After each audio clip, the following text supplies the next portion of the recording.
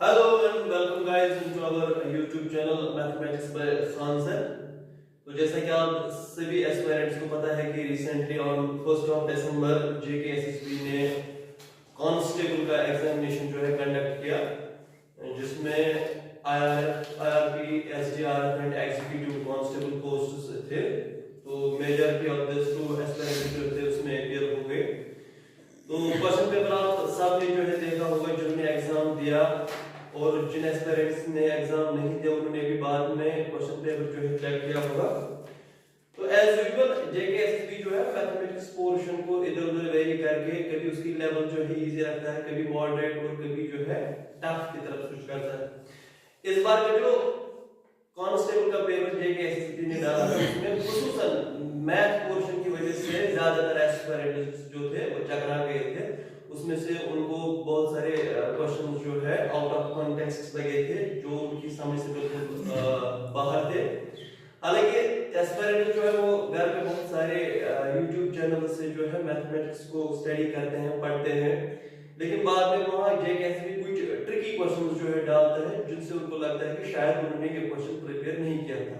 हालांकि वो क्वेश्चन जो है वो इतने डिफिकल्ट नहीं होते, उनमें थोड़ी बहुत कॉम्प्रिहेंशन की जरूरत पड़ती है और वो भी सॉल्व हो जाता है। तो आज हम आपके लिए एक इम्पोर्टेंट वीडियो लेकर आए हैं, जिसमें हम जो मैथमेटिक्स क्वांटिटेटिव एप्टीट्यूड का पोर्शन जो था JKSSB कांस्टेबल पेपर का, उसमें से जितने भी क्वेश्चन जो पूछे गए थे उनके हम सिंपल एक्सप्लेनेशन आपके सामने रखेंगे और ये दिखा देंगे कि कौन से क्वेश्चन को किस तरह ओपन करना था, किस तरह सॉल्यूशन पे जो है आप पहुंच सकते थे। हम एक सिंपल मेथड से आपको सिखाएंगे, क्योंकि अब नेक्स्ट वीक 8 ऑफ दिसंबर को जो है इसी कांस्टेबल पोस्ट का ही एक और एग्जाम होने वाला है टेलीकम्युनिकेशन का, क्योंकि उसमें भी यही क्वांट के जो पोर्शन जो है सिलेबस में रहने वाले हैं। तो उसके लिए आपको ये वाली वीडियो जो है बहुत ही इंपॉर्टेंट रहेगी आप सबके लिए, क्योंकि जब आप इस पेपर से JKSSB को परखने की कोशिश करेंगे, ये जो सॉल्यूशन जब आप याद रखेंगे इन क्वेश्चंस के, तो बाद में टेलीकम्युनिकेशन पेपर में आपको कोई भी दिक्कत नहीं आएगी उनको सॉल्व करने के लिए। तो अब हम आज एक सिंपल शॉर्ट वे में दिखाएंगे कि किस तरह वो क्वेश्चन जो है आपको ओपन करने थे, और आप खुद भी चेक कीजिएगा कि किसने किस तरह से वो क्वेश्चंस किए थे। तो सारे के सारे क्वेश्चन जो है यहाँ पर सॉल्व होंगे। ये चैनल जो फिर से आप सुन लीजिएगा, mathematics bye Khan sir, like share and subscribe जरूर कीजिए। तो अब आपके सामने उमर सर आ रहे हैं, उमर बिन अयाज सर, तो वो आपको सिंपल वे में एक्सप्लेन करके दिखा देंगे कि कौन सा क्वेश्चन जो है किस तरह सॉल्व करना था। Umar sir. Thank you John sir. Hello students, जैसा कि आप जानते होंगे मैं इस चैनल पे कभी कभी कुछ वीडियोस अपलोड करता हूँ क्वांटिटेटिव एप्टीट्यूड के हवाले से। तो आज बिना टाइम वेस्ट किए हुए जॉन सर ने आपको बताया बाकी सारा कुछ, ये कुछ क्वेश्चंस आए थे इसमें ये क्वांटिटेटिव एप्टीट्यूड पोर्शन की। तो इन क्वेश्चंस के हम कुछ मेरी सॉल्व किए हुए क्वेश्चंस हम सॉल्व करेंगे यहाँ पे आज थोड़ा सिंपल वे में। मैं आपको दिखाता हूँ इन क्वेश्चंस को कैसे सॉल्व करेंगे हम। मेरे हाथ में ये पेपर है, इसमें पहला क्वेश्चन है, an electronic device makes a beep after every 60 seconds. Another device makes a beep after every 62 seconds. They beep together at 10 a.m. the next time when they would beep together at just is. आपको question समझ आया होगा। एक electronic device जो है वो beep 60 seconds के बाद करता है और दूसरा जो है वो आफ्टर 62 सेकंड्स करता है। समझ आया? तो ये क्या क्वेश्चन में हमें बोलना है नेक्स्ट कौन सा टाइम आएगा जब ये दोनों एक साथ बीप करेंगे। ये पहले 10 AM पे टुगेदर बीप करते हैं, तो नेक्स्ट कौन सा टाइम ऐसा आएगा जब ये इकट्ठे बीप करेंगे सेम टाइम में। तो इट मींस ये जो 60 सेकंड्स में करता है, ये 62 में। तो हमें क्या करना है यहाँ पे 60 और 62 का जो LCM होगा वही टाइम क्या हम करेंगे 10 AM में ऐड हम करेंगे, तो वही इसका आंसर होगा। बिल्कुल सिंपल क्वेश्चन था ये। 60 और 62 का हम पहले LCM निकालेंगे, ठीक है। आप फैक्टराइजेशन, जिसको मैं कुछ अलग मेथड दिखाऊंगा, फैक्टराइजेशन मेथड से भी कर सकते हो। तो इसके फैक्टर्स हम ऐसे भी निकाल सकते हैं। 60 होता है 3 into 20, ठीक है, और 62 क्या हम लिख सकते हैं 31 multiply 2। अब फर्दर तब तक इसको एक्सपेंड करते रहना है जब तक सारे नंबर प्राइम नंबर्स पे आएंगे। 3 तो पहले ही प्राइम नंबर है, 3 into 20 को लिख सकते हैं हम फर्दर 10 into 2, ठीक है। और ये 31 भी प्राइम नंबर है और 2 भी प्राइम नंबर है, ये ऐसे रहेंगे। और 3 into 10 होगा 5 multiply 2 और ये अपना multiply 2 और ये है 31 multiply 2। ये आए इसके प्राइम फैक्टर्स, ठीक है। इसके प्राइम फैक्टर्स जब हमने निकाले तो इसके बाद क्या करना है, इनको मल्टीप्लाई जब आप करोगे 5 3 are 50, 15 into 2 होता है 30, तो ये 30 है। इन दोनों के बदले हम 1 लेंगे, 5 3 are 50 खाली पेयर ये बनता है यहाँ पे, इन दो के बदले 1 हम लेंगे, 5 3 are 15 into 2 कितना होता है 30 और ये 31 into 2 वापस क्या आएगा 62। तो जब हम इनको मल्टीप्लाई करेंगे 30 into 62 क्या आएगा, वो 3 ये क्या आएगा यहाँ पे 0 और 3 2 are 6, 3 6 are 18, 1860 इनका एलसीएम आएगा। तो दैट मींस 1860 सेकंड्स के बाद अब ये टुगेदर लीप करेंगे, लेकिन हमें इसके बाद मिनट्स में निकालना है। तो इसको मिनट्स में चेंज कैसे करेंगे, डिवाइडेड में करेंगे इनको 60, ये और ये कैंसिल, 6 1 are 6 3 are 18, 6 1 are। तो पहले इसने कब किया था भी 10 AM, तो नेक्स्ट लीप भी टुगेदर करेंगे आफ्टर 31 मिनट्स, तो 10 31 पे ही नेक्स्ट लीप टुगेदर करेंगे। तो ये इसका आंसर था, ठीक है। आई होप आपको ये अच्छे से समझ आया होगा। नेक्स्ट क्वेश्चन है the HCF and LCM of two numbers are 84 and 21 respectively. दो नंबर्स का एचसीएफ और एलसीएम क्या है 84 and 21। एक का एचसीएफ है दो नंबर्स का 84 और इनका एलसीएम 21, और इन दो नंबर्स का रेशियो जो है, रेशियो दो नंबर्स का है 1:4। Then the larger of two numbers is, आपको बताना है दो नंबर्स में जो लार्जर है वो क्या होगा। देखिए दो नंबर्स का एचसीएफ और एलसीएम क्या है, एचसीएफ इसका 84 और इसका एलसीएम क्या है 21, समझ आया। और दो नंबर्स किस रेशियो में है 1:4, ये इस रेशियो में दो नंबर्स है, इसने एक्चुअल नंबर्स नहीं दिए हैं, नंबर का रेशियो दिया हुआ है, ठीक है। तो आप देखिए तो हम ये जो एलसीएम और एचसीएफ जब नंबर्स रेशियो में है तो हम एलसीएम और एचसीएफ को भी किस में लेंगे, रेशियो में लेंगे। 21 1s are 21 होता है और 21 4s are 84। तो इनका एलसीएम और एचसीएफ ये भी 1:4 के रेशियो में होगा। हमें एक फार्मूला पता है LCM into HCF is equal to product of two numbers, जो इन दोनों का मल्टीप्लाई होगा वही दो नंबर्स का मल्टीप्लाई होगा। इट मींस अगर इनका रेशियो सेम है यहाँ पे, दैट मींस ये जो ये एलसीएम है और एचसीएफ है इसका रेशियो ये अगर सेम आया तो ये जो 1 है ये इसका रेशियो यहाँ पे 21 पे रेशियो क्या आया 1, तो ये जो 1 ये क्या ये नंबर है 1 इसका रेशियो, तो इसका एलसीएम डायरेक्ट 21 आएगा। ये सॉरी ये लोवेस्ट नंबर 21 होगा, क्या होगा, तो दैट मींस जब बड़ा नंबर 4 है जो एचसीएफ है वही बड़ा नंबर होगा, ठीक है। तब जाके क्लियर, दैट मींस ये दो नंबर्स यहाँ पे हम सेकंड्स में पता लगा सकते हैं, इनमें से जो छोटा नंबर है वो 21 होगा और जो बड़ा नंबर है वो 84 होगा, तब जाके इनका एलसीएम इनटू एचसीएफ और प्रोडक्ट ऑफ टू नंबर्स वो बराबर होगा, ठीक है। आई होप ये वाला क्वेश्चन, ये भी बहुत इजी लेवल का ये वाला क्वेश्चन था, इसमें कुछ क्वेश्चंस इजी लेवल के थे, फिर डायरेक्ट इन्होंने हार्ड लेवल पे गए थे। नेक्स्ट चलिए नेक्स्ट क्वेश्चन है 1/3 of the boys and 1/2 of the girls of a college participated in a social work project। 1/3 boys जो है और 1/2 girls, ये इन्होंने टुगेदर एक सोशल वर्क में इन्होंने पार्टिसिपेट किया। If the number of participating students is 300, total जो पार्टिसिपेटिंग स्टूडेंट्स है, टोटल स्टूडेंट्स में जितने भी पार्टिसिपेटिंग स्टूडेंट्स है वो है टोटल कितने 300, समझ आया।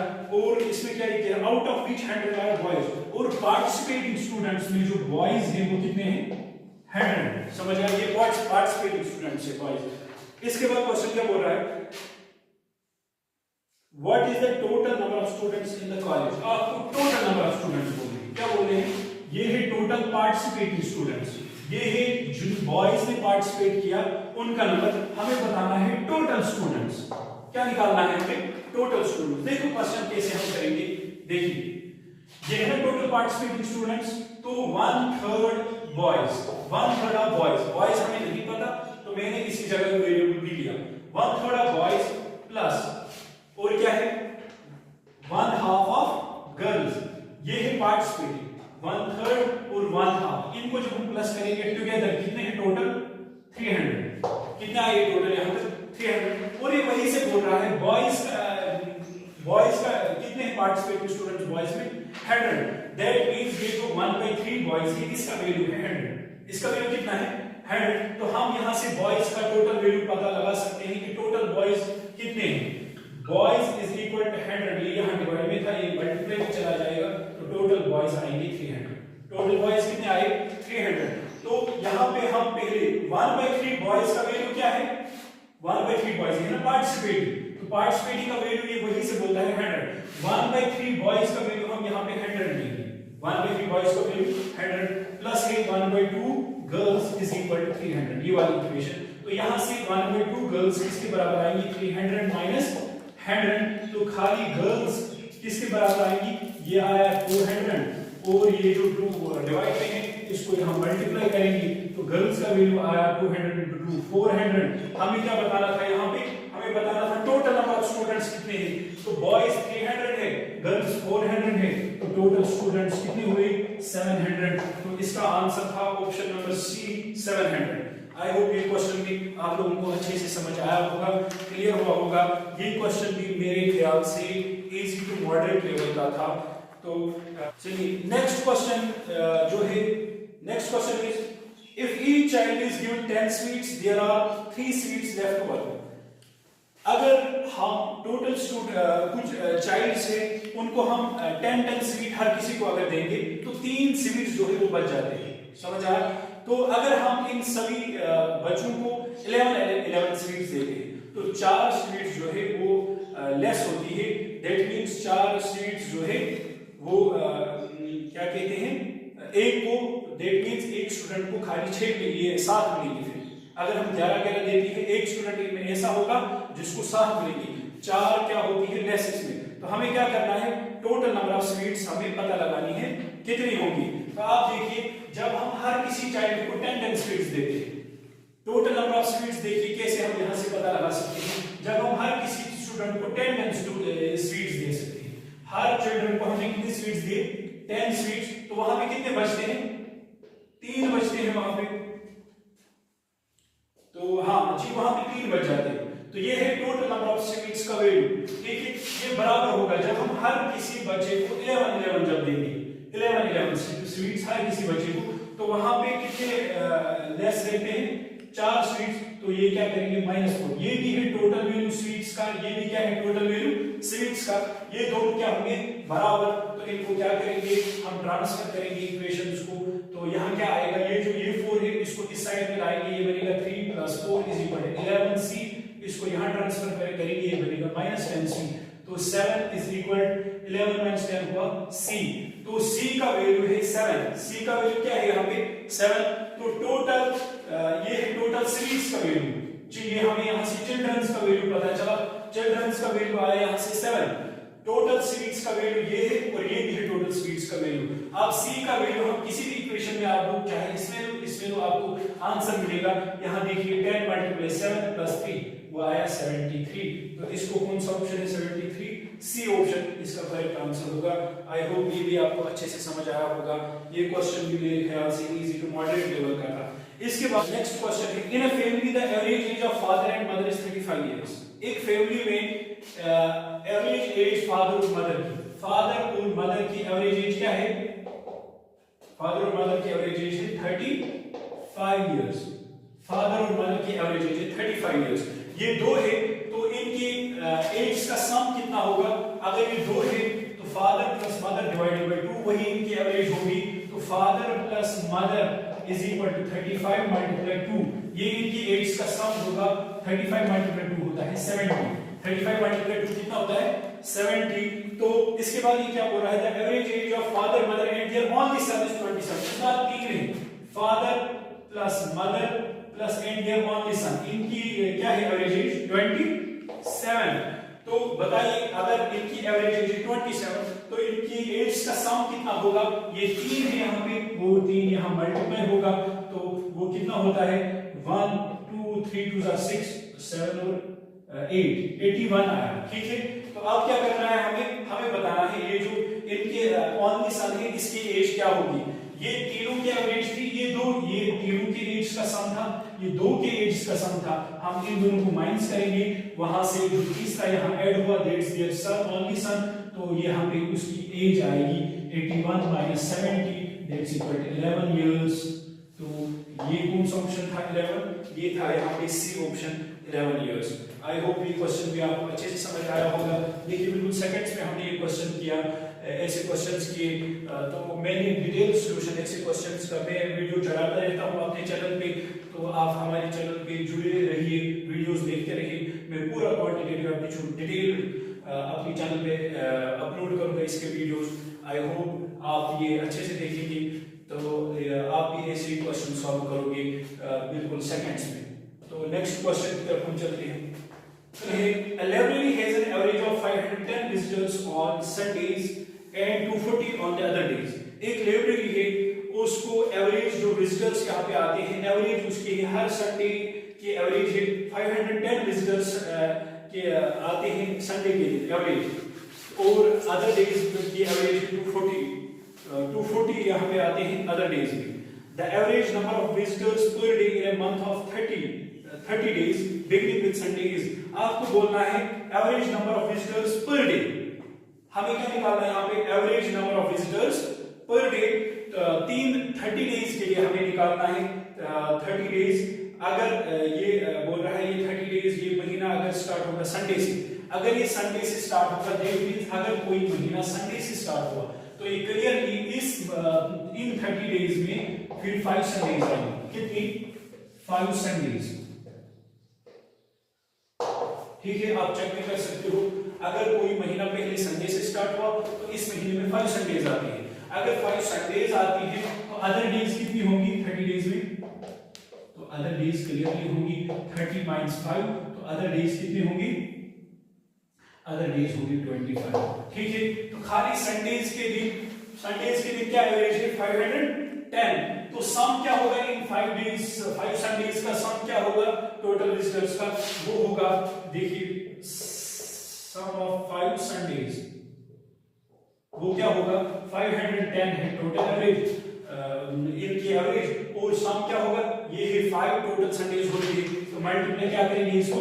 5 करेंगे, वो कितना आता है? 5 0 0 5 1 5 5 5 25 2550 आता है। दैट मींस टोटल पीपल जो खाली संडेज में विजिट करते हैं वो टोटल पीपल कितने हैं? 2550। अब अदर डेज का हम देखते हैं, अदर डेज कितने बचे? 25, और इनकी एवरेज क्या है?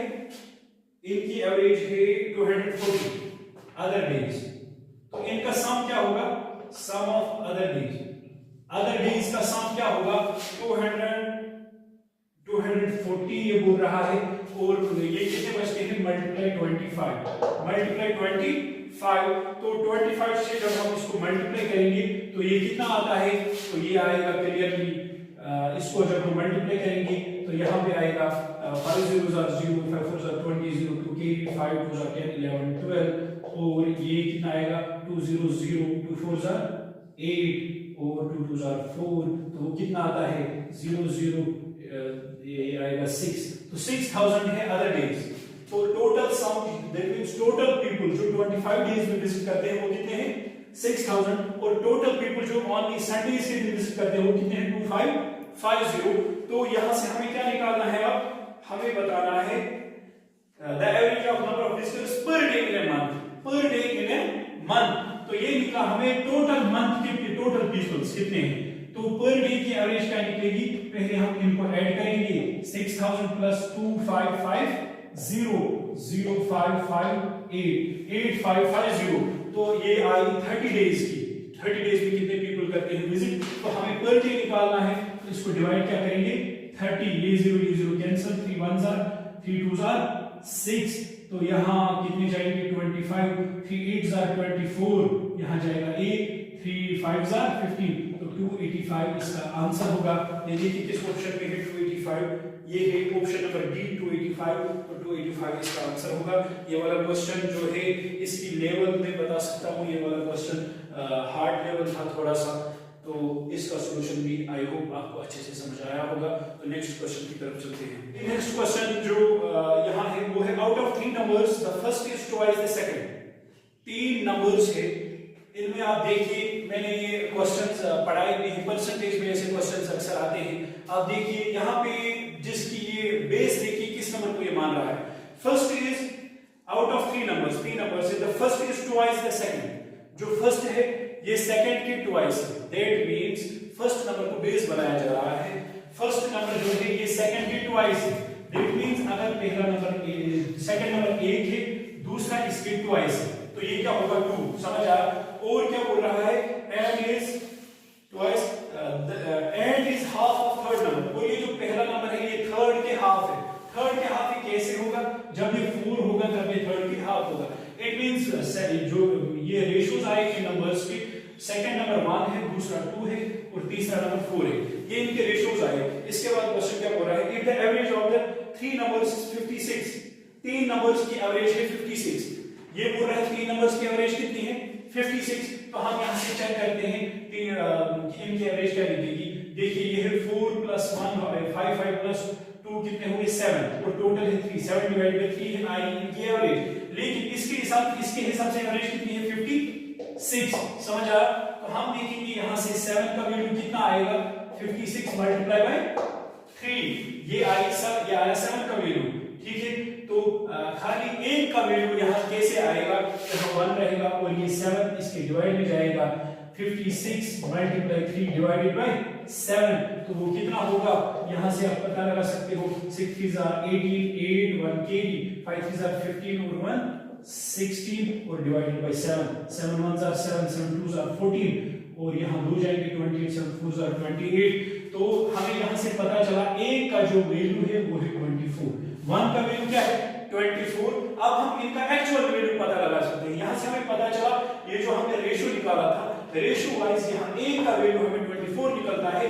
दैट मींस अब हमें लास्ट में क्या बताना है, difference between first and last number. तो फर्स्ट और लास्ट नंबर को हम पहले क्या निकालेंगे, एक्चुअल नंबर में इसको कन्वर्ट करेंगे। एक्चुअल नंबर क्या होगा, जब 1 का वैल्यू 24 है तो बताइए 2 का वैल्यू क्या होगा, 2 × 24 वो आया 48, और 4 का वैल्यू क्या होगा 4 × 24, तो वो कितना 4 4s are 16, 1 4 2s are 8 9, वो आया 96।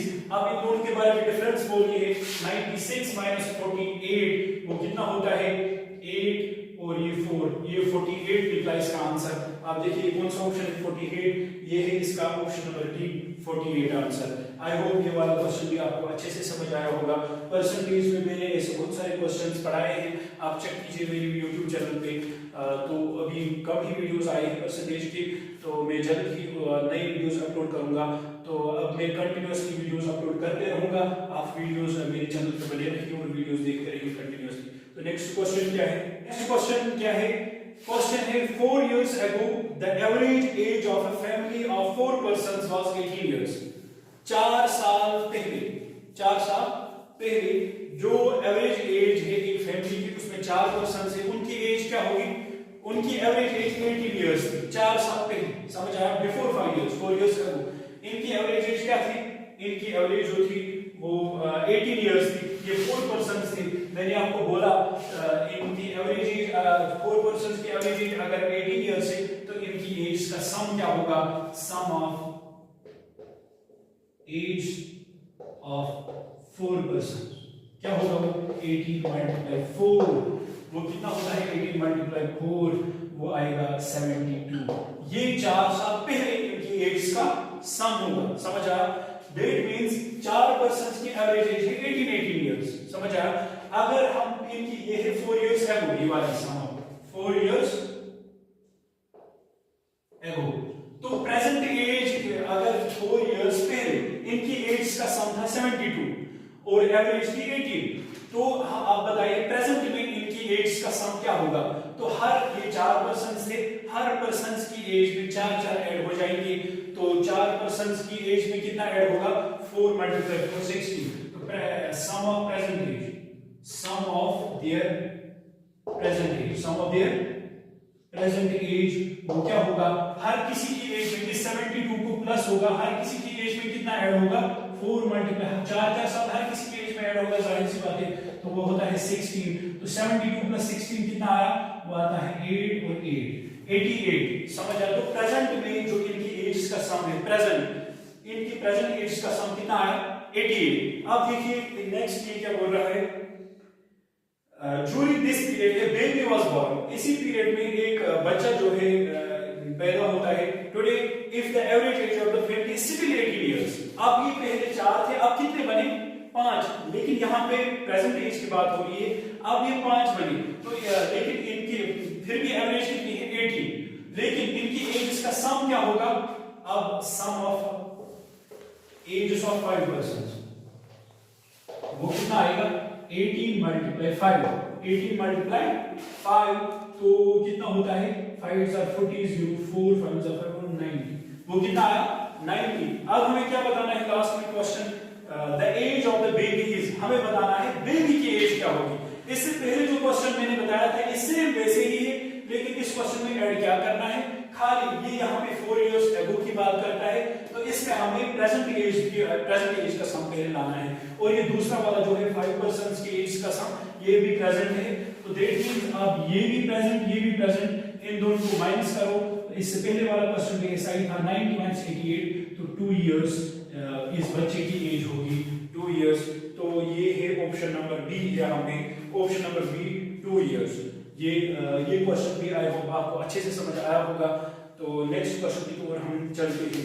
ये नेक्स्ट क्वेश्चन क्या है? The monthly income of a person was ₹13,500 and his monthly expenditure was ₹9,000। Next year his income increased by 14% and his expenditure by 7%. Find the percentage increase in his savings. हमें last में percent increase in savings यही निकालना है। Percent in इसकी increase में कितना saving हो रही है, इसकी सेविंग में कितना इंक्रीज हुआ, परसेंट्स में वो निकालना है। पहले देखिए इसकी ओरिजिनल इनकम क्या थी जब नहीं बढ़ी थी, उससे पहले इनिशियल इनकम क्या थी इसकी? इनिशियल इनकम इसकी थी 13,500, समझ आया? और जो इसका पहले इनिशियल एक्सपेंडिचर वो क्या था? इनिशियल एक्सपेंडिचर वो कितना है? 9,000। तो आप लोगों को पता होगा क्या कहते हैं, इन्वेस्टमेंट माइनस एक्सपेंडिचर वही सेविंग्स होता है। इन्वेस्टमेंट माइनस एक्सपेंडिचर तो वही सेविंग्स होता है। तो सेविंग्स किसकी बराबर आएगी? यहाँ पे सेविंग्स 13,500 माइनस करेंगे हम 9,000, वो कितना आएगा? वो यहाँ पे आएगा हमें 005, और यहाँ पे 30 में से 9 जाएंगे तो 4। तो इनिशियल सेविंग्स जो थी वो कितनी थी? ये थी इनिशियल सेविंग्स 4,500 इनिशियल सेविंग्स, समझ आया? अब है दूसरी कंडीशन में ये बोल रहा है यहाँ पे next year his income increase by 14%। इसकी इनकम जो है वो कितनी इंक्रीज हुई? 14%। पहले कितनी थी इनकम इसकी? 13,500, तो अब कितनी इंक्रीज हुई? दैट मींस 13,500 पे इंक्रीज कितना हुआ?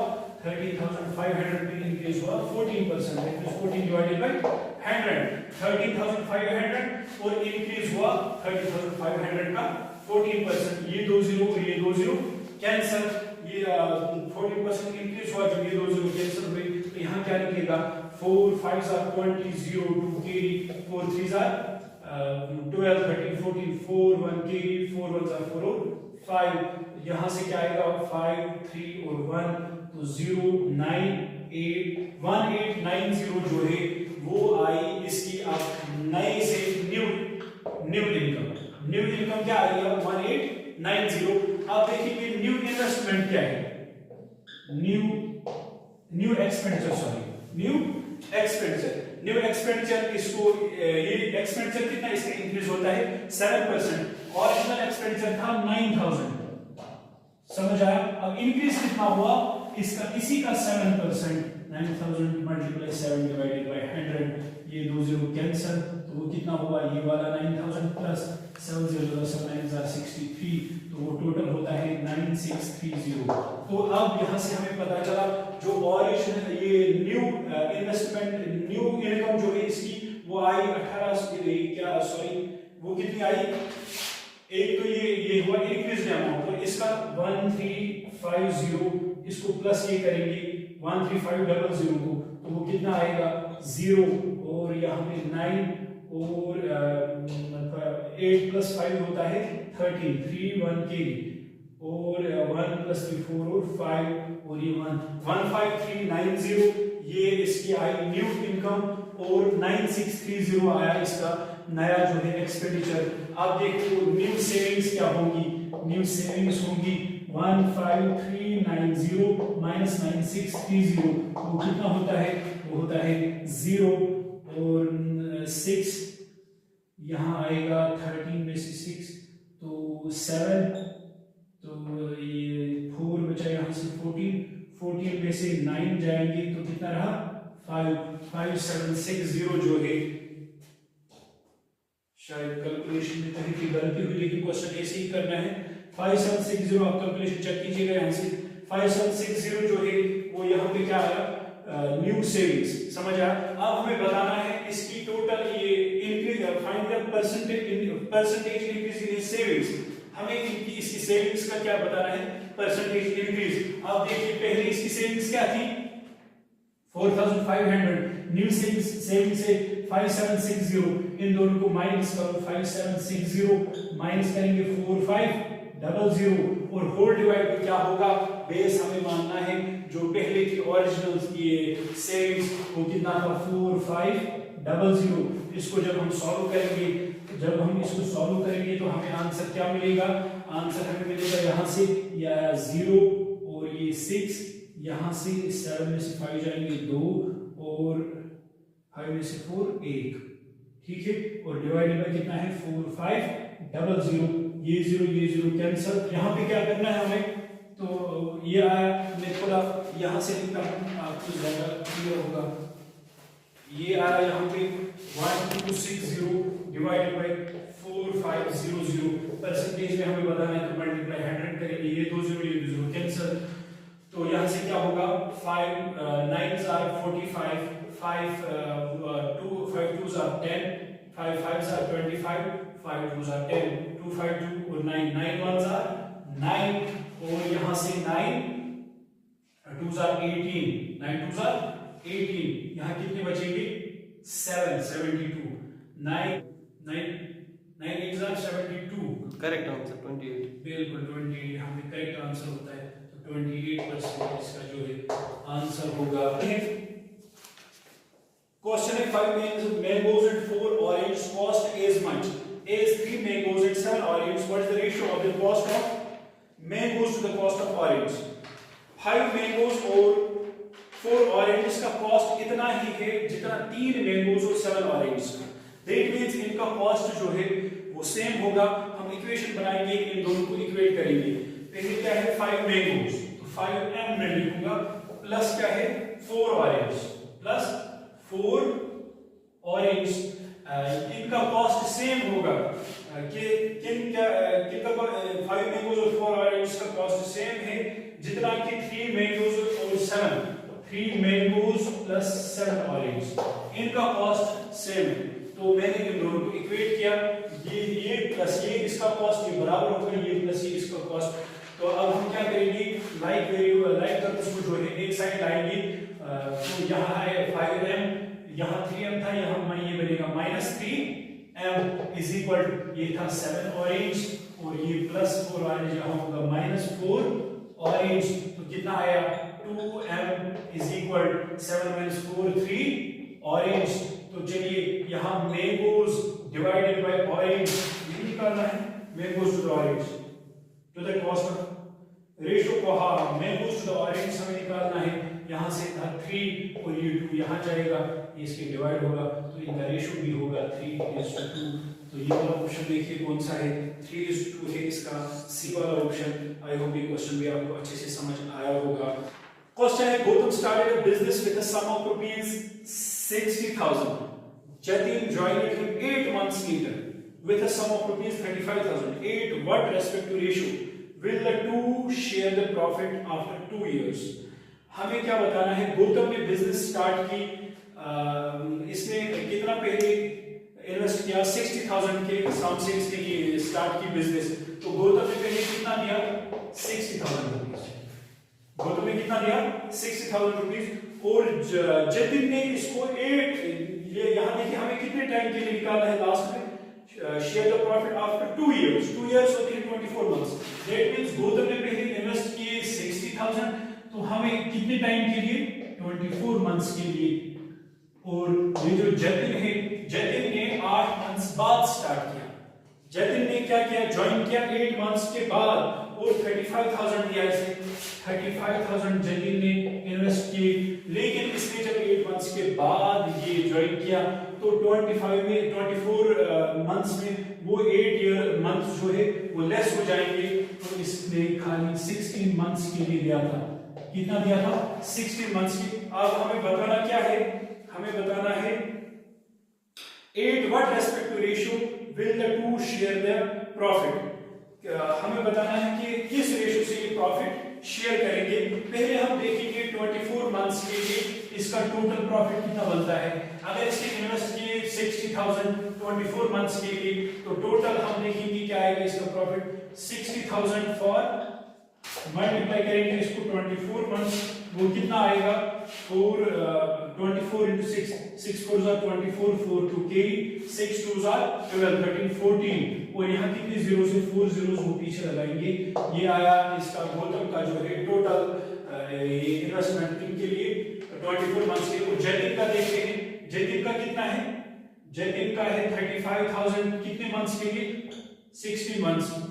35,000 मल्टीप्लाई करेंगे इसको 16, वो आएगा 6 5s are 30, 0 3 यहाँ कैरी आएगा, 6 3s are 18, 19 20 21, और ये 1 5s are 5, 1 3s are 3, तो ये आया 0 6 5, और यहाँ 3 0 जो है वो यहाँ पीछे लगाएंगे।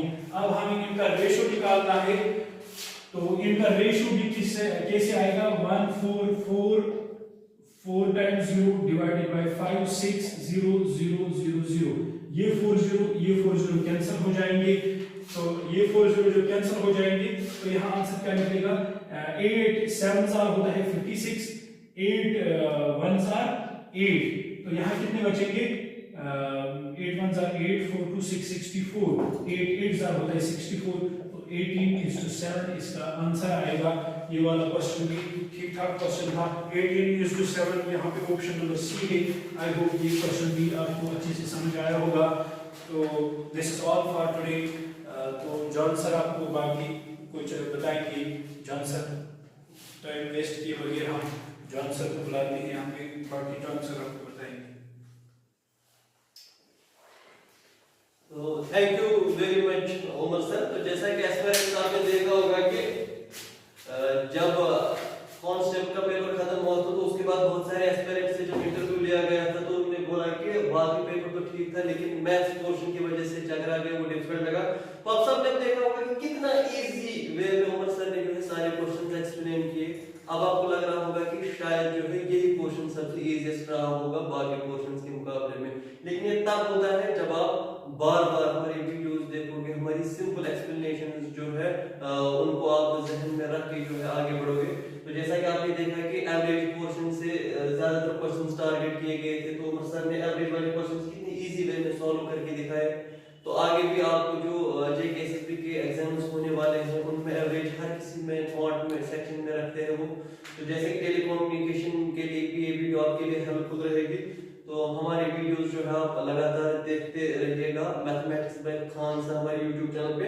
इसके अलावा इस वीडियो को छोड़ के भी परसेंटेज नंबर सिस्टम जो कि हर किसी कॉन्ट सेक्शन का हिस्सा होता है जेकेएसएसबी पेपर्स में, उसके वीडियोस भी अवेलेबल है हमारे चैनल पे, तो उनको आप देख लीजिए। ये वाली वीडियो जो है इसको भी लगातार देखते रहिए, सिंपल वे में सॉल्व करने की कोशिश कीजिए इन सारे क्वेश्चंस को, ताकि आपको टेलीकम्युनिकेशन पेपर जो 8 दिसंबर होने वाला है उसमें आसानी हो सके। बाकी वीडियो जो है इसको लाइक शेयर और कमेंट कीजिए और अपने दोस्त जो है उनको भी फॉरवर्ड कीजिए। And thank you all of you, wish you all the best.